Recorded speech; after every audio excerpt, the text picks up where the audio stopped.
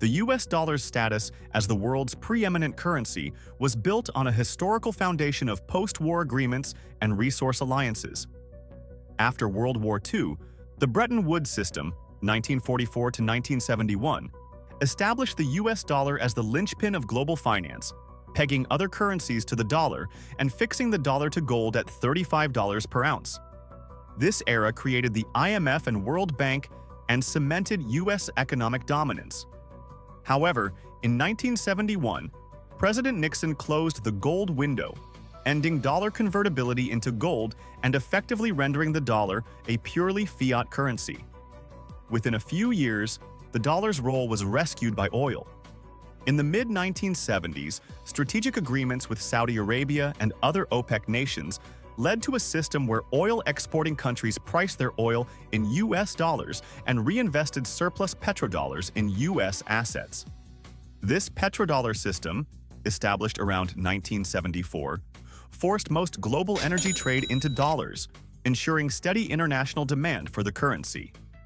In effect, Western military protection and trade access for oil-rich states kept the dollar at the center of finance, extending US influence well beyond what gold alone had achieved.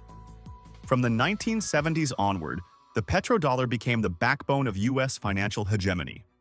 Almost 80% of global oil trade remains dollar-denominated as of 2023.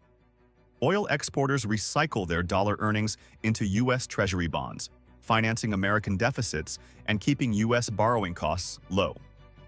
In short, pricing oil in dollars created persistent global demand for the greenback, a virtuous cycle for US macroeconomics. Over time, petrodollars helped entrench the dollar's role as the world's reserve currency. Central banks and governments held dollars and treasuries as safe assets, and international trade, especially in commodities, broadly assumed the dollar as the default settlement currency. China has quietly embarked on a long-term strategy to lessen its dependence on the dollar and the petrodollar system. Beijing holds enormous dollar assets, peaking above $1.3 trillion in US treasuries, which has made it vulnerable to US sanctions and policy shifts. Over the past decade, Chinese policymakers have therefore diversified. They have steadily sold down US bonds and dramatically increased gold reserves. By early 2025, official Chinese gold holdings stood around 2,292 tons, about 6.5% of China's reserves. At the same time, China's publicly reported US debt holdings shrank to roughly $759 billion by Q1 2025. Analysts suspect the true gold stockpile may be much larger, perhaps over 5,000 tons when including state-run funds, as China quietly accumulates bullion off-balance sheet. This gold acts as an insurance policy, a hedge against currency devaluation, a defense against sanctions, and a monetary backstop in crises. China is also working to internationalize the yuan, renminbi. This involves new financial infrastructure. The Shanghai Gold Exchange has been opened to foreign banks and expanded with overseas vaults, allowing trading of physical gold in yuan. China has launched yuan-denominated oil futures on its Shanghai International Energy Exchange that even include options for settlement in gold. Moreover, the Digital Yuan project incorporates blockchain features tailored to gold-backed financing. Smart contracts can link with gold prices, and cross-border payment channels can settle in gold or yuan. Through these tools, China promotes bilateral trade settlement in yuan and gold, often with Russia, Iran, and other partners, sidestepping SWIFT and dollar clearance. According to financial analysts, this slow shift, accumulating gold and extending the yuan's use, is deliberate and subtle. China is not trying to crash the dollar overnight. Rather, it is building leverage, not detonating it, by giving governments an alternative instead of provoking a crisis. In practice, China's actions, dumping some treasuries, buying gold, creating trade tools, exert gentle downward pressure on dollar demand while reassuring markets of stability. Over time, if enough countries buy gold and switch to yuan trade, global demand for dollars could wane. But in the near term, Beijing is focused on financial resilience, using gold as a symbol of monetary sovereignty and yuan settlements as a buffer against sanctions. China is not alone. A new gold rush is underway in central bank vaults worldwide. After years of underweight gold holdings, major economies, especially in Asia, Eastern Europe, and the Middle East, are aggressively buying bullion. In 2022 to 2023, central banks accounted for roughly a quarter of global gold demand, purchasing over 1,000 tons per year. The first quarter of 2024 saw 290 tons bought, the strongest start to a year on record. The stimulus for this surge is partly geopolitical. In an era of sanctions and weaponized currencies, gold is viewed as a politically neutral safe asset that can be stored domestically and cannot be frozen. Economists note that much of this buying spree is driven by de-dollarization efforts. Central banks in emerging markets and US-sanctioned countries, including China, India, Russia, Turkey, and many Middle Eastern economies, have been adding gold to their reserves as a strategic hedge. As one central banker put it, holding gold offers insulation from sanctions, strengthens monetary credibility, and provides flexibility for independent monetary policy. In practice, Beijing itself has been a star buyer. China's central bank reportedly bought gold in 18 consecutive months, ending mid-2025. Observers say China's omnipresent demand helps keep gold prices high, even when private investors hesitate. By comparison, the US government holds no meaningful gold reserves. It ended its gold peg long ago. The soaring price of gold, breaking past $3,700 per ounce in 2025, partly reflects this official buying push. In short, governments are weaponizing gold to combat the risks of over-reliance on one currency. This trend forms a global backdrop. As China hoards bullion, many others, from Russia to oil exporters and even allied democracies, have quietly been expanding their gold coffers. Several factors are corroding confidence in the dollar's future value. The US national debt is at historic highs, around $38 trillion by late 2025, and continues to climb, raising fears of inflation or even default. Congress routinely struggles with borrowing limits and government shutdowns, all signs of fiscal strain. This great debasement narrative has spooked investors. Trust in the dollar is declining amid ballooning debt, political dysfunction, shutdown risk, trade tensions, and international conflict.